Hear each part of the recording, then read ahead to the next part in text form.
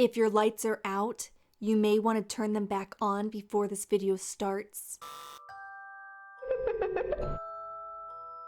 What's up, Rad Fam? Today on our quest to find the scariest urban legends from around the world, we're making a stop in China to hear 3 of their creepiest stories. So let's get to it. Number 3, Banana Ghost. I think I like bananas a little less after reading this creepy story. While on a walk one evening, a man hears the faint whimpers of a woman. As the sun had just dipped below the horizon and the sky was quickly turning dark, he wanted to find her to make sure she wasn't hurt. Following the directions of her soft cries, the man found himself in the middle of dense foliage. He called out for the woman, but instead of a reply, her cries silenced. Overcome with a sense of fear, the man backed out of the brush to return to the trail. Wanting to get home before it got too dark, he quickened his pace. The woman's cries resumed, but louder, once he began to leave the area. Feeling guilty he could not help the sad woman, the man turned around to yell for her one last time, something he would later regret doing. As his head looked over his shoulder, his eyes met a terrifying sight.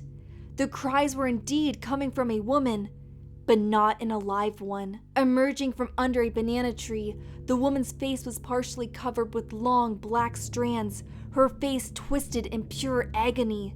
Her arms, a lifeless baby appeared. His eyes were peeled back and his mouth was agape. As she continued to wail, the man wasted no time and began to run. He didn't stop until he was safe inside his home, and neither did her cries.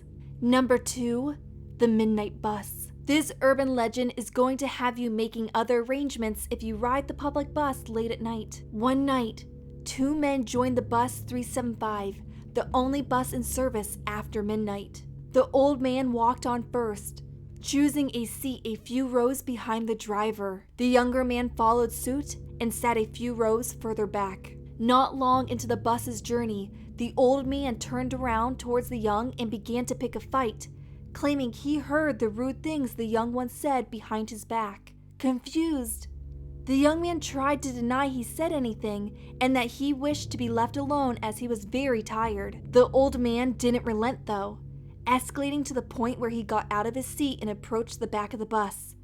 Fearing a fight would break out, the driver halted the bus on a desolated and dark road and hollered for the 2 to get off immediately. Feeling enraged that he was now stuck in the middle of nowhere so late at night with a crazy old man, he turned to face the old man to give him a piece of his mind. Watching the red glow of the taillights disappear around the bend in the road, the old man calmly interrupted him by asking, "Did you see the 2 other riders on that bus?" Taken aback by the sudden tone change, the young man replied, "Sure, of course I saw the 2 sitting opposite of you. They had their heads turned." The old man's face, now twisted in a mixed look of anxiousness and relief, spoke. "I saw them better than you. Those 2 riders weren't human at all. Where their face should have been was just a dark shadow, and below their waists were a mangled mess, something no 2 people could normally sit through." Before the young one could mutter the words, the old man finished, "Those were vengeful spirits, and I just saved your life." The next morning, the news featured the strange disappearance of bus 375. No one has saw it or the driver after it vanished sometime after midnight. Number 1, Chinese Vampire. This next urban legend makes European vampires seem a lot less scary. A woman had just gotten off work and was walking back to her apartment. Usually, she would be home before the sun set, but tonight she had to stay late because the shop was busy with festival goers. Expecting the streets to still be littered with people celebrating, she was surprised to find the walk home eerily quiet. The only sound to be heard was the clacking noise from when her shoes hit the pavement. It was a brisk night and she had forgotten her coat, so she rushed her steps. Accustomed to the rhythmic sound of her own footsteps, she was taken off guard when the patter changed. Looking behind her, she found a silhouette of a person off in the distance. Relieved she was no longer alone in the dimly lit street, she relaxed a bit. Making it up a small hill, she saw another person ahead of her, but this time, their appearance didn't give her the same feeling.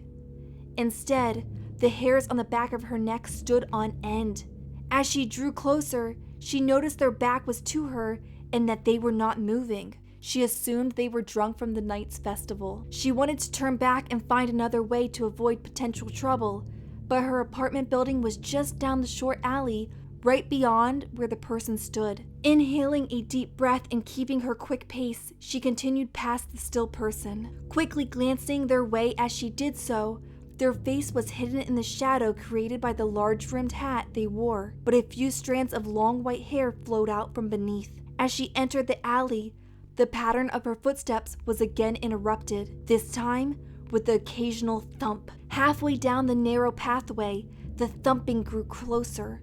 Thump, thump, thump.